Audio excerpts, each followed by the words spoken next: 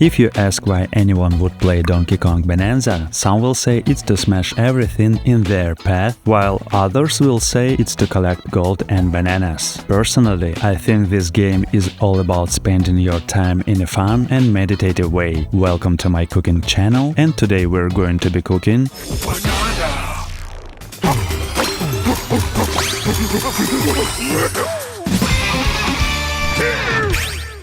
This is the very first story-driven adventure game released for the Nintendo Switch 2, and it combines elements of several Nintendo titles. On one hand, it feels very similar to Super Mario Odyssey in both style and mechanics. That's not surprising, since it was developed by the same team. But sometimes Donkey Kong Bananza also reminds me of The Legend of Zelda.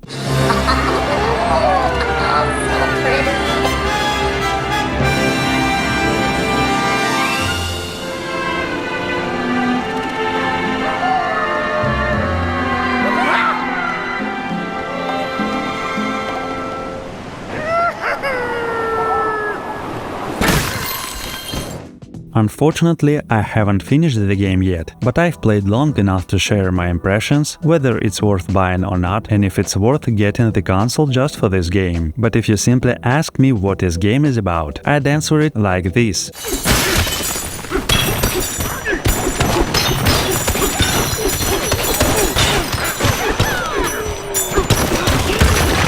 By the way, what you're seeing right now on screen is pretty much what you'll be doing for most of your time with the game.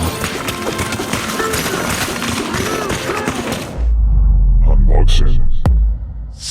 I bought this game on AliExpress with fast and free delivery. It arrived literally the next day in an envelope. In my case, it's the Spanish version of the packaging since I live in Spain. But the in-game language depends on your Nintendo Switch 2 system settings, or you can just pick the language you prefer from the game's menu.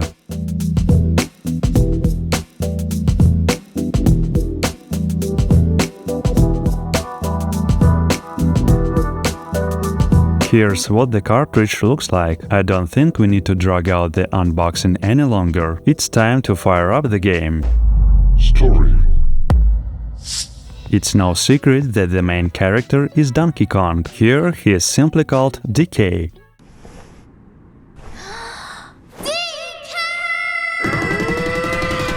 And from the very first minutes of gameplay, you'll be smashing everything around you.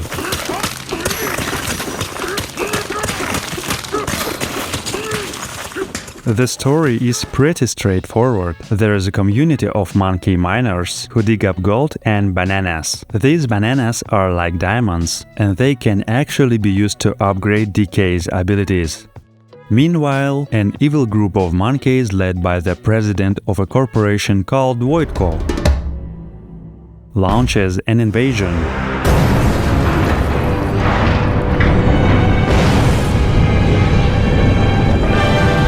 As the adventure goes on, DK finds a talking stone that becomes his friend, but later we discover that inside the stone was a girl named Pauline, who turns out to be an incredible singer.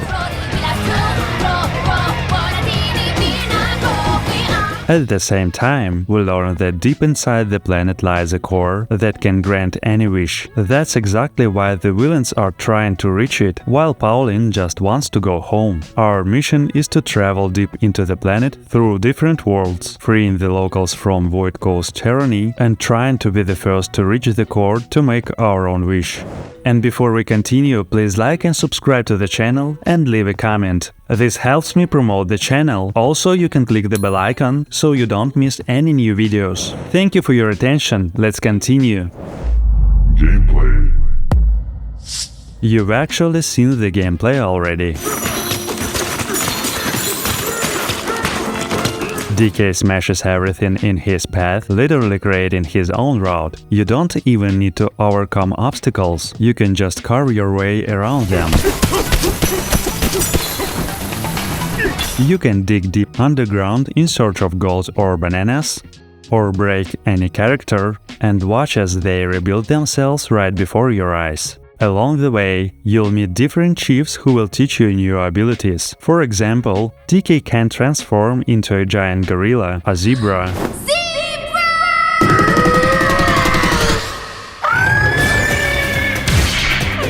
an elephant, an ostrich, or even a snake. Each transformation grants him superpowers for a short time, letting him interact with the environment in different ways. Each animal has its own unique abilities.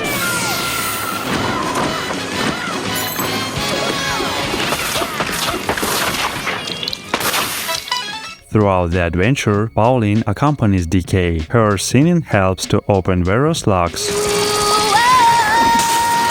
and can even activate DK's superpowers.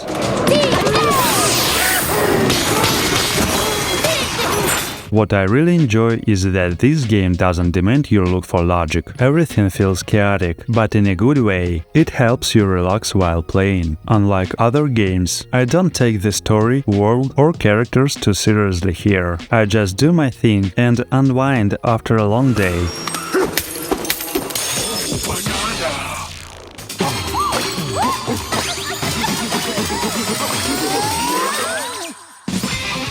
There's also character customization. You can dress up both DK and Pauline in different outfits, and each outfit provides small bonuses.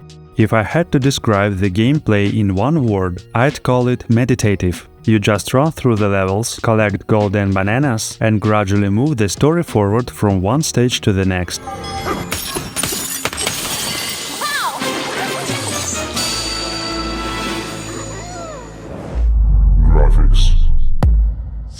If I nitpick, I can sometimes notice pixelated shadows or short draw distances, but honestly it's rare. What impressed me most is that the developers gave character two shadows. One shadow moves with the lighting, while the other is fixed directly under DK, making it much easier to understand where you are in the environment. By the way, I always played in handheld mode with a full battery charge. The console lasts about 2.5 hours before running out.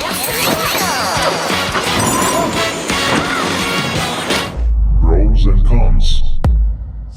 For many people, the downside might be that this game feels very childish, very simple, and sometimes repetitive. Boss fights in particular are extremely easy. You can defeat most of them in a minute or two just by punching over and over without taking any damage.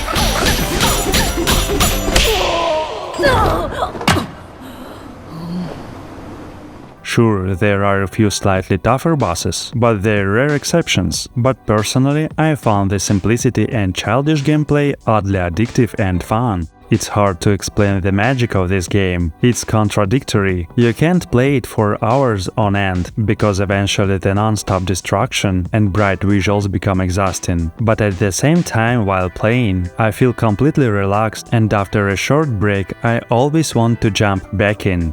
The game is also surprisingly long. I've already descended pretty far underground, and the adventure is still unfolding. It really feels like I'm only scratching the surface. This makes it perfect for short sessions. Play for an hour or so, take a break, and then come back later. That way it never gets boring and always keeps you hooked. The main joy comes from destroying everything around you. That's what makes it relaxing.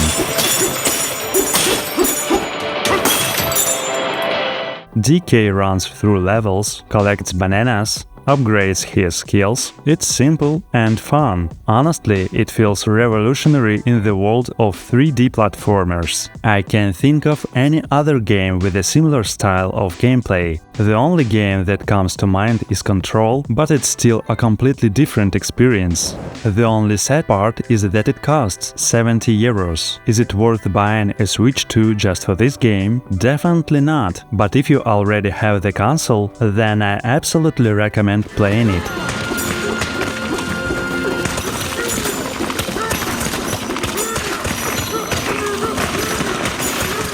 I'm impressed with the scale of the game and the attention to detail in its locations. The gameplay is both meditative and chaotic at the same time. You won't find anything quite like it anywhere else. For me, this game has been the discovery of the year. I really didn't know what to expect and was pretty skeptical at first. But after just 1 hour of playing, I felt its unique magic and the sense of peace it gives you while progressing. That's why I wanted to make this review of Donkey Kong Bananza, to share my impressions and tell you about this amazing game. I hope you enjoyed this video and maybe it inspired you to try Donkey Kong yourself. As for me, I'm heading toward the planet's core to help Pauline get back home.